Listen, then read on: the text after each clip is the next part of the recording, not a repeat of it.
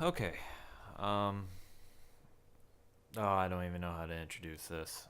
Uh, so basically, in addition to my channel, combining my two favorite hobbies, which is flying my acrobatic drones and making music, I also wanted to do just kind of like go through, I guess, like how I make my doodles that show up on my YouTube page, and kind of more.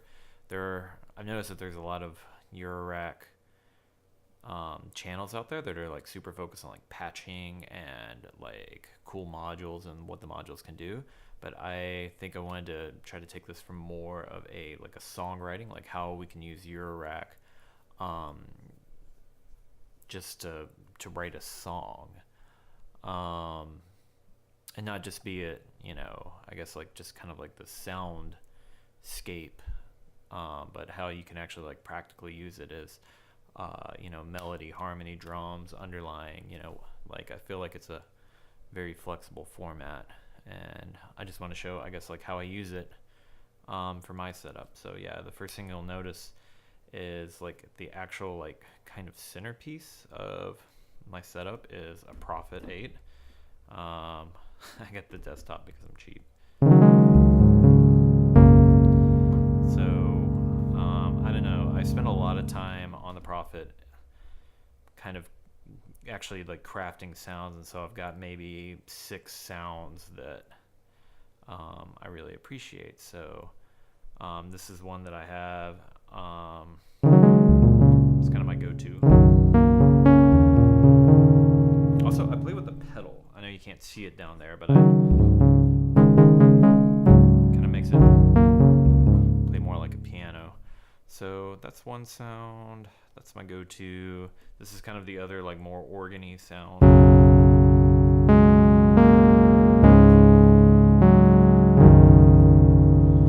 That's also a favorite of mine. Let's see, I have a Rhodes one.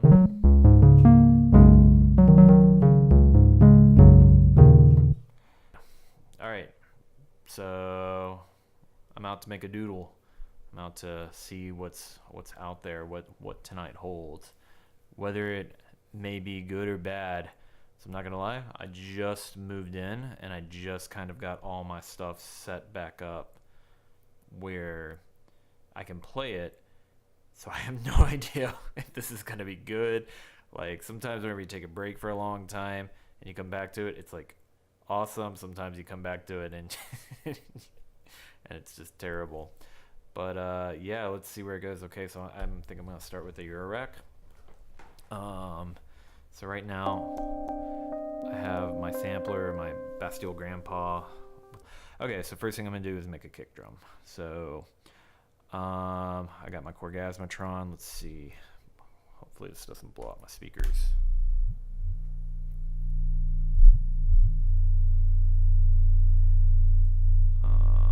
So I always have the kick drum on channel 1. It's usually the first thing I make.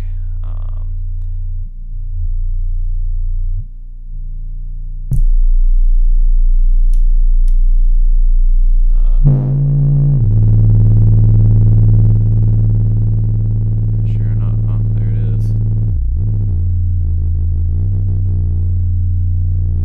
Alright, so we got kind of like a squared off sine wave. I don't know what it looks like on the scope, but I kind of like that, where it's not just a pure sine wave, but it's just mostly a sine wave. And actually, you know what? I just remembered I'm on the output B here, and so we're actually hearing 2, which is why we hear the dissonance. So, and the reason why is because with the Korgasmatron, A feeds into B, so they're both in self-oscillating. So now there we go. That's just the one. But so I'm gonna swap over to using A here. Let's see. Keep that in the middle. Man, it sounded awesome earlier. Kind of want to go back and use this too, but we'll stick with what we got. Okay, let's see. So now let's give us. I'm actually gonna swap over to using So I have, you know, you can never have enough VCAs. And so I have a feeling that a lot of people will probably see my setup and be like, holy crap, that's a lot of ACAs. So I have a Linux here, which is 5 VCAs. And then I have the Sputnik modular quad VCA here. So 7, 8, 9, 10, 11. So there's 11 VCAs right here. And then there's 3 on the ISMS. So there's a lot of VCAs going on. But you'll see how I use them all, hopefully, as this goes on. So one of the things I'm going to do is I'm going to go into channel 1 of this and just use it as a regular old VCA. So I'm going to actually patch the CV to here, and then I'm going to use the Linux as a mixer a little bit. So the bias for channel 1 is going to be the volume of my kick drum. So yeah, okay. So now I'm just gonna, okay, and the reason why I know I'm gonna need a stackable is to make a kick drum. It's always a good idea to have the same envelope that's affecting the VCA to also affect the pitch. It kind of, and you'll see why in a second. So here, well, I'll make a kick drum without it. So I'm using the Bafako, or I don't know how to pronounce it, so if I pronounce it wrong, but the Rampage, right, is the envelope for my kick.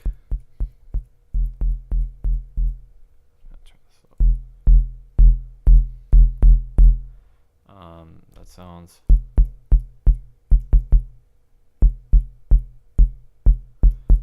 okay. So there we go. We got my kick. So and I mean, this is a perfectly good kick, but I kind of like the way it sounds whenever you do a little bit of pitch modulation. It's a great thing about the Korgasmatron is it already has an attenuator. With the attenuator on the pitch envelope, it's really important. So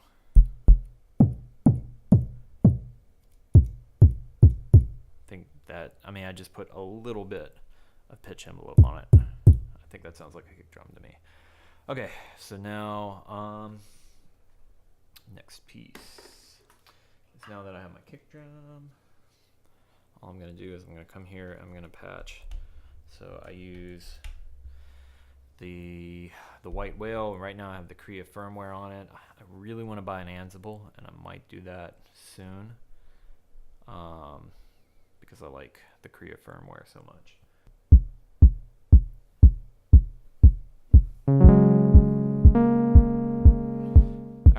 So we have our metronome, we have our kick. I usually start off with 4 on the floor. It's kind of easiest to start with, and then you can always swap it up later if you want.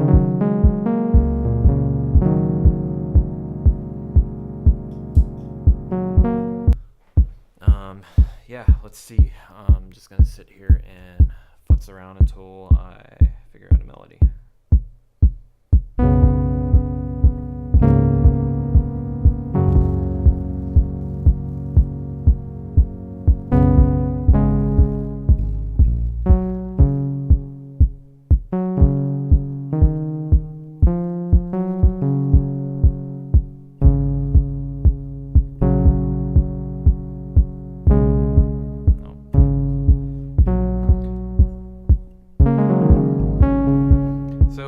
Actually started off on guitar with like mini when I was like 13 years old, and then at some point like I had an organ at my house, and so like I just learned how to kind of mash around on the keys.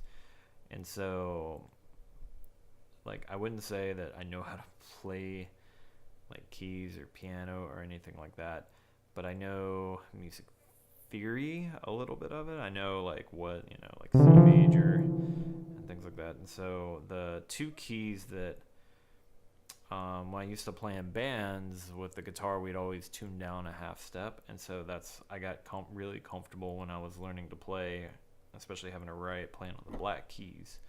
So the most comfortable key, the two keys that I know involve all the black keys. So I don't know. Don't ever let anyone tell you that, you know, if you play in C major, if you play in a key that you're comfortable with, you know, that it's like lame or boring, or that you need to learn other keys. I mean, play what you're comfortable with. I'm comfortable with this. The melody melody is more important. Nobody that listens to your music is gonna notice what key it's in. And if they do, then I don't know, they're probably listening to it for other reasons than enjoying it. They're listening to it as a musician, which is very different. I don't know. I don't write music for musicians. I write music for just anyone who wants to listen to it for whatever reason.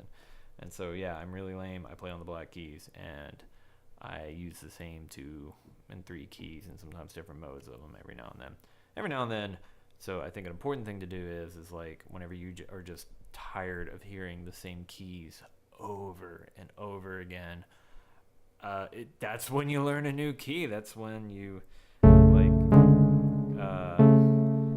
you learn to play a cover song. You learn what key it's in, and then hear something or pick your favorite song, and then just like kind of limit yourself and be like, okay, like I got to write a song in that key. And then you'll write a song, and it's like, it's that key's song, and, it might be good, it might be terrible, who cares? Like, that's kind of part of the journey of a musician is constantly pushing yourself in different ways, and keys is one of those ways. But, stick with what you know. Whenever you haven't played in like 3 months, and you're trying to crack into a creative groove.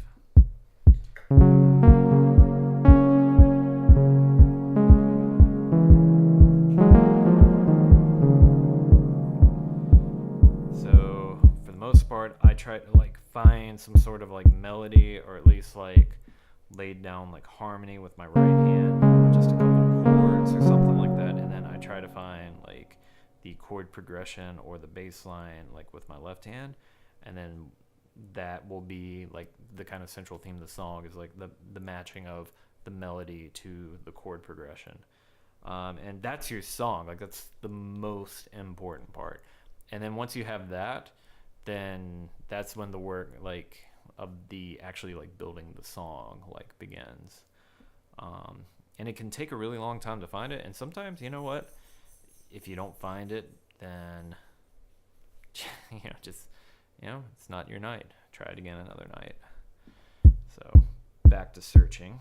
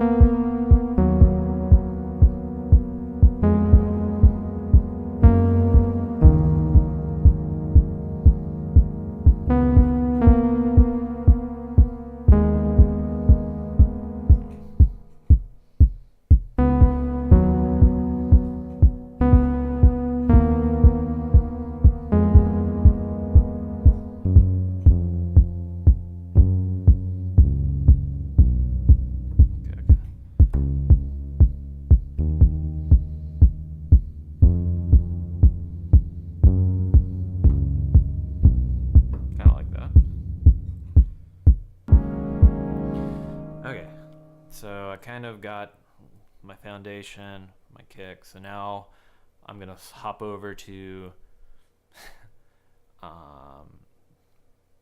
making the beat, I guess, a little more interesting. So I have no idea how I'm going to do it. So the only thing I can think of is maybe adding like an upbeat, like boom, boom, boom, boom, boom, or do something else like.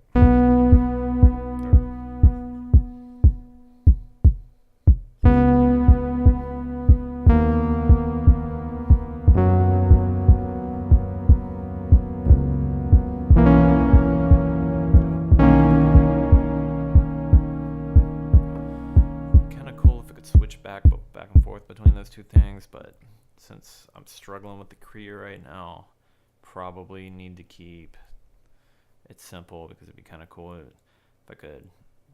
So I think, all right, let's try something. I am no idea how this is gonna sound. I've been struggling to come up with good sounds for my hi-hats. It's like my kick, I kind of got locked in. It's good and simple, like it's my go-to. Hi-hats or snares, not quite as good on. But here, let's put some pink noise. I kind of like pink noise a little bit better than white noise. Let's put that into shorter cable. Let's put that into my other side of my Orgasmatron. Now I'm actually going to use that as a filter, but I'm still going to self-oscillate the filter, so we're going to have both noise and a pitch coming through with this.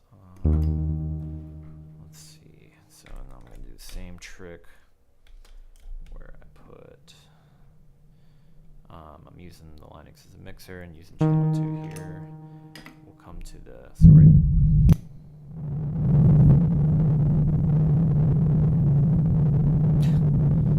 I mean, that by itself, right, could be the soundscape to your sci-fi thing. So the cool part is, now here's one of my favorite things about the Sputnik modular. So I think I might self-patch it here, because what I think I'm going to do, no, actually no, I'm not.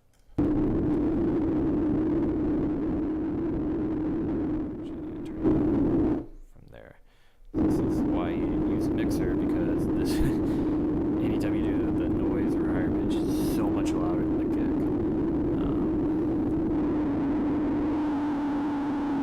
Alright, let's make it nice and nasty.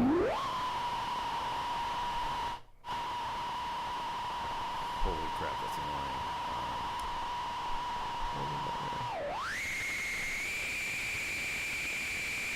Okay, so I think what might make it slightly more palatable is we're going to kill the VCA on that. We're going to patch some CV to it. So we're going to use the, I'm not sure if I want to use the Eon or the other half of the Befaco, the Rampage, excuse me. Right now let's use the other half of the Rampage, stick with the tried and true. Okay, so I think I want the exponential curve on those to be all the way like as clicky as possible. There we go. Alright, so then I'm gonna go ahead and patch. Let's see, are you on? Oh, come on. Yeah, you're doing that too, so I'm gonna do it the same length. So, and then let's do it upbeat, so, yeah. Okay.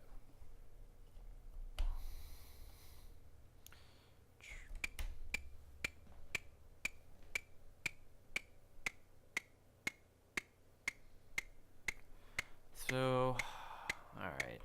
I had this thought earlier. I'm going to try it right now.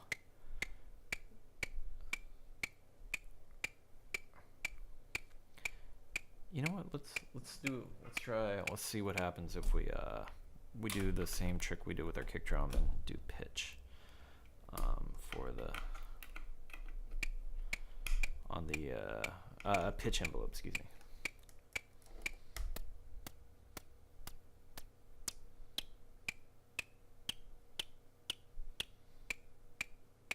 I don't like it. Get rid of it.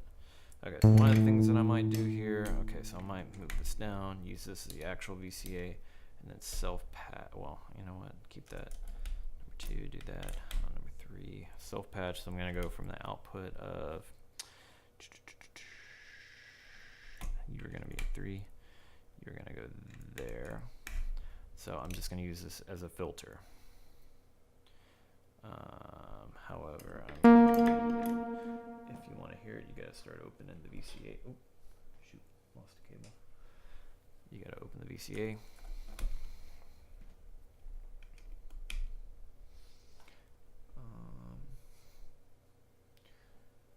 We're at 30 minutes here, and we haven't really gotten too much of a song, but whatever, go with it.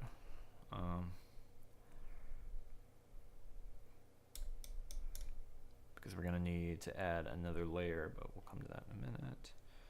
So yeah, nope, you're on the wrong thing. You need to be here. There we go.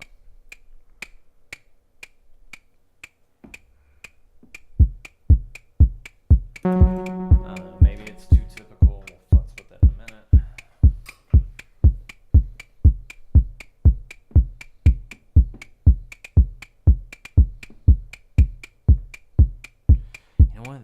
do is change the links. So I wonder.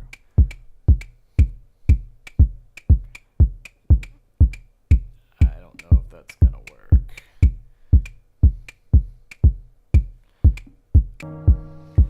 Alright, now we're getting somewhere. Not there, we're not.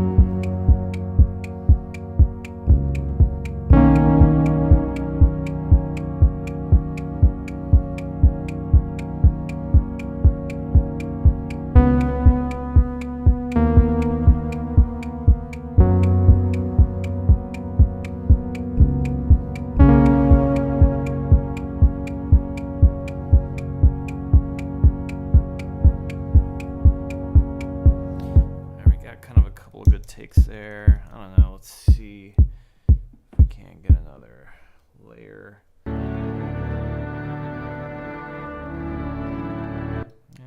of digging it.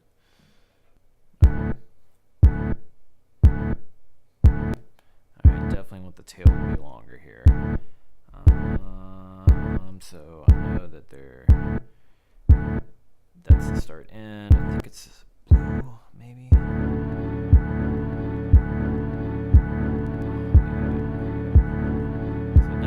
Problem is, so we kind of have this thing, it's tonal, so what note is playing totally freaking matters.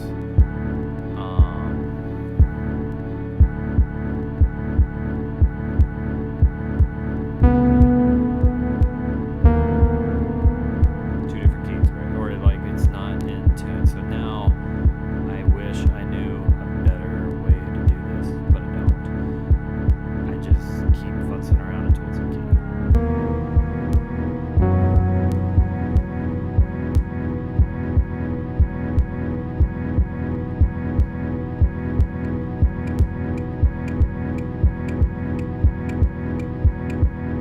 Okay. Now one of the coolest things I think in existence. This is my favorite thing to do in the whole wide world. So we have our CV here. So what I'm going to do, okay, so here we are. We have a negative, an inverted kick envelope symbol. Why is this so important or this so cool? So we have here our signal, our sampler that's got our cool sound. So what we're going to do is we're going to patch that into the CV of that, which in all this is part of my mixer. So now what's going to happen is, no, I'm not explaining this great, but this is basically going to act as a sidechain like compressor, if you want to think of it like that. So as the kick is hitting, it's going to be squashing the volume of the grandpa sample, that sound. And so that way the kick comes through and then this fills the space in between the kicks. So that's the idea. So you kind of get, there you go, you got the ducking feel to it.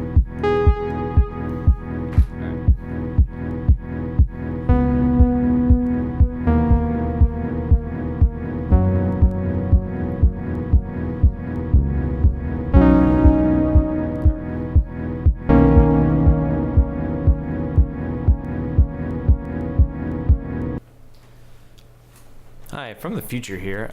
So I noticed that the SD card, or I didn't notice that the SD card got full while I was working on it, but I was pretty much done with the doodle for the evening. I'd spent about 45 minutes on it, and that was all that I wanted to spend on it.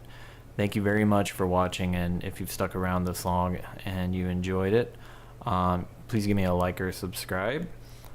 If not, that's cool too. I think I'm going to keep making these because I enjoy making them, and be on the lookout for more.